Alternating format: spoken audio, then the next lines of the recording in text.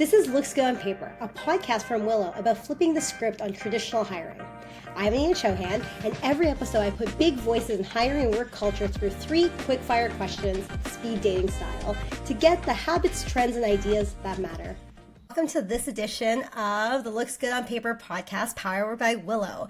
I am so excited to have Julia Arpag here today. Julia is the founder and CEO of Aligned Recruitment, where she helps high-growth tech companies build exceptional, high-performing teams. With over a decade of global recruiting experience across tech, product, and marketing, she's known for her people-first approach and genuine advocacy for clients and candidates alike. Outside of work, she's a proud wife, mom of 2, and passionate about faith, family, and meaningful work. Julia, thank you so much for being here with us today. I'm so excited to chat with you. Thank you, Anita. I really appreciate you having me. I'm very excited too. Awesome. So you know the drill. The Looks Good on Paper podcast is 3 quick questions, 1 wildcard questions, rapid speed dating style. No gotcha moments here. We're just trying to tap into your years of experience and get your point of view on some of the toughest things that people in your role are experiencing during this time. Let's jump into the first question. What's the biggest hiring mistake companies keep making, even though they know it's clearly not working? That is such a good question. I would have to answer that with the whole culture fit idea. I think companies tend to hire the same type of person with the same type of personality, even though we've seen studies show diversity actually is more beneficial than homogeneity. I think people tend to go with their gut in recruitment, which often means you end up hiring someone who looks a lot like the other people that you've already hired. Not always. Most of my clients don't do that anymore, but that is something I do tend to see across the board. Yeah, absolutely. It's so interesting, right? We know it's a problem, but we keep doing it. And you're not the first person on the podcast to bring this up. It's one of those things where it's just like an inherent, natural thing that we do. And, in my past, I've been a department hiring manager for many roles and companies I've worked at. And I'm not going to lie by saying I didn't do that either. If I saw someone that looked and acted like me, I would likely champion them for the next round and move them up. And just, to probe a little bit, like, what are ways that companies can avoid or, combat this?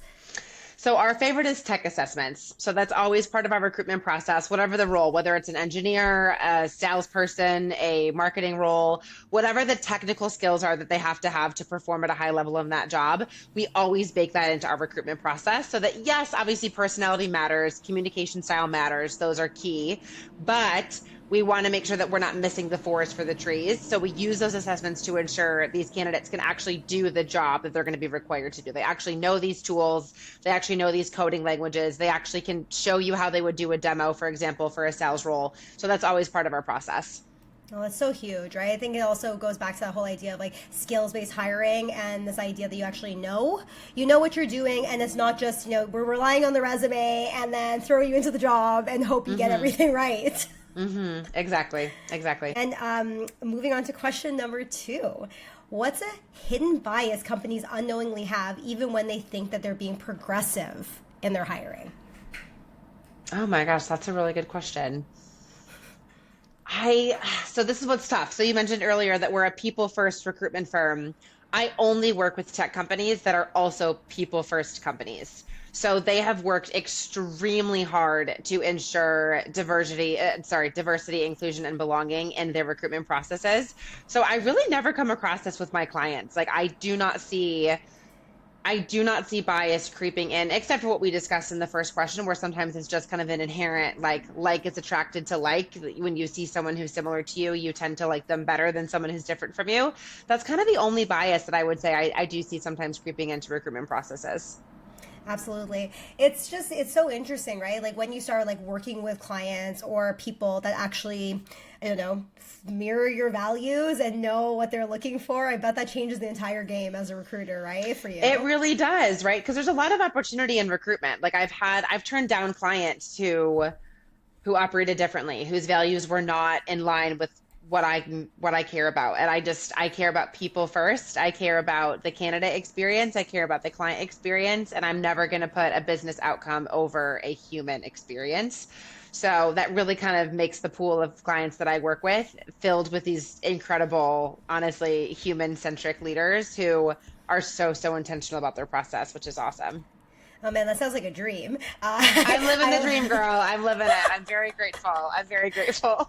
It's great. I think it's just, when you, like you said, when you become clear by what you want also, and you get to find that in your client. So do you ever have experiences where that doesn't happen, even when you believe or when you first meet these leaders? And how does that work usually? How do you steer them? What if you do notice them maybe falling into biases or traps for, best intention even, right? Yeah, that's a great question. So when that happens, when I suspect a hiring manager is saying no to a client, or sorry, no to a candidate just because of a personality concern or just because of a bias I think they might have, I just dig in. I'm just like, okay, I totally received that feedback. Let's talk about their technical skills. Like, does anything not check the box? If so, let's dig in on that more. And then if it's something that we can probe on a little bit more with more questions towards the candidate or more refinement with the client, then that's how we approach that. So typically we are able to get on the same page, and either their feedback is totally merited and I'm like, yeah, sure, totally not the right person for this role. I definitely hear that. Or they reconsider and they say, you know what, let's probe more into these questions before deciding either way. Yeah. And either way, I think that's good because, you always want to provide the right fit, right? And even if there's a little bit of that feeling of hesitancy, just doing the extra work probably isn't going to do that much harm. Exactly. Awesome. Okay. And our third question, if you were suddenly to remove CVs or resumes from your current hiring process, what would that look like? Oh my God, that'd make my life so much easier. So I am a huge believer that everyone should just have their profile on LinkedIn. Like resumes to me are hilarious. They're just like a replication. So what I do for my recruitment process, what my team does is we mostly use LinkedIn. That's our primary tool. We can typically find a fantastic candidate pool that way. And really, your LinkedIn should be even more robust than your resume. So that should be more than enough, more than everything that you need to get entered into a recruitment process with a client. Years ago, when I first started tech sales hiring, I had this one client that was insistent they could not move forward with the candidate until they had their paper resume, even if they had this super robust LinkedIn profile. And I did it, right? I honored the client preference. But to this day, I'm like, guys, why? You can see who they are. It's just a different paper with the same information. So I think that'd be amazing if we could just be happy with the internet. That is what LinkedIn gave us. Thank you for that, LinkedIn. Absolutely. And I think just, going back to what you mentioned earlier about the assessments and thinking about if you're coupling the two of those together, right? Do you need this resume?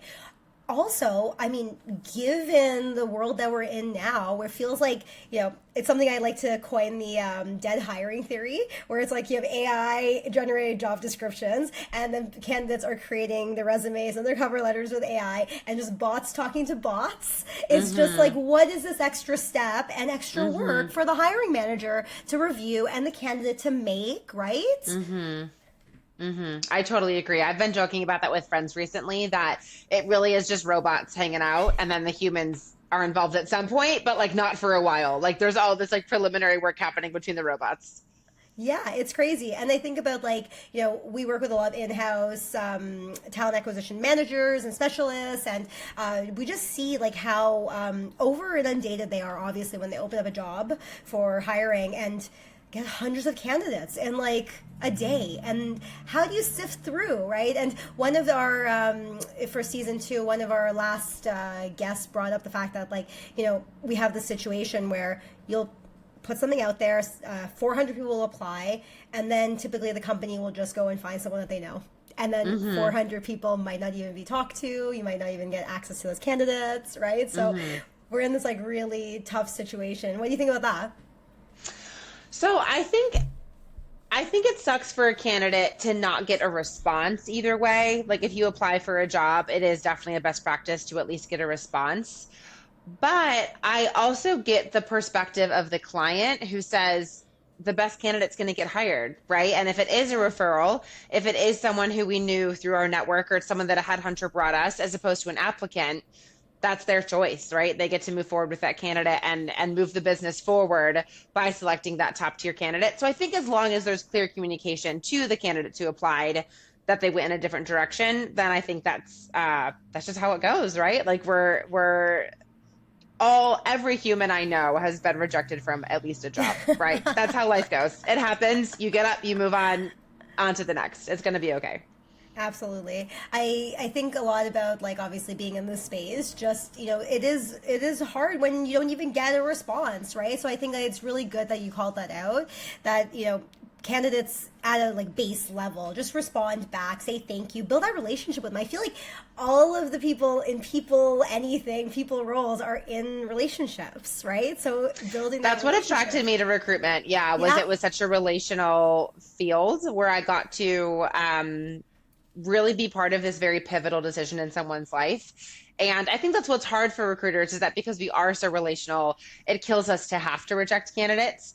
I remember back in one of my earliest recruitment jobs, if a candidate got past the first interview with a client and then got rejected, we had to call them and personally tell them over the phone that they got rejected. At the time, I hated it, but now that's what I have my whole team do, because it is such a more human way to speak to someone and to build that rapport and build that relationship and honor them as a human. So I think it is such a relational field, and the people who do it tend to be highly empathetic. So yeah, I think on both sides, that's just the best practice. Agreed. Yeah, and like you were saying, like, we all have been rejected from jobs and things like that, but we can be empathetic and kind and do our best to extend that care in these roles, right? And I appreciate that a lot. Okay, so our wild card question for you, our last and final one. Tell me a story about the most surprising hire that you ever made. Someone that looked good on paper and maybe wasn't good on paper, someone who didn't look good on paper and actually ended up being great. Any story? Oh my gosh. Well, my favorite story for that has to be a personal one. So my husband pivoted from nonprofit into tech about 5 years ago.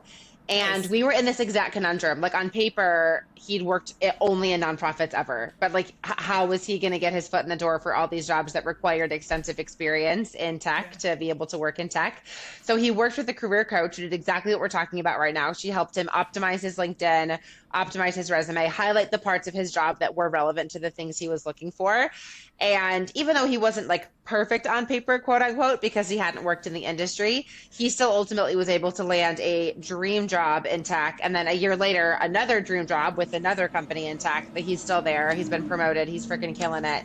So that I think was like the biggest example. As a recruiter, I'm on the other side of it. Like my job is client facing, right? Like we go out and we headhunt candidates based on what the client is looking for.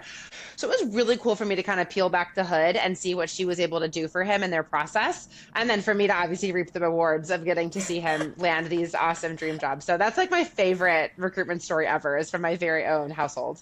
I love it. I love it so much. Yeah. It's so interesting, right? We think a lot about these kind of like skills that could be also transferable, but it is really like a branding thing at some point too, right? If you're able to really brand yourself, or what people are looking for, and you have the skills, I think you can get the roles that you desire. And I think that's what, people are able to learn that. And maybe also a function. I know we always personally, I feel like we demonize AI a lot. I think there's positives and negatives to it, but I think AI maybe could help candidates really frame themselves better if they're thoughtful and they know how to do it well. Totally agree with that.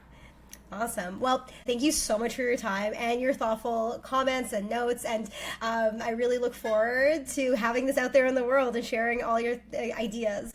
Thank you, Anita. Thank you for having me. I had such a blast. Thank you so much. Thanks for joining me on Looks Good on Paper, powered by Willow.